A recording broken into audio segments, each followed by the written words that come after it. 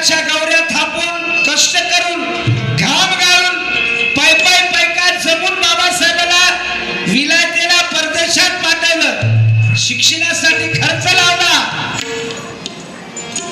आणि म्हणून ती रमाई कशी आहे बघा. मुळी शिरावळ साज सकाळ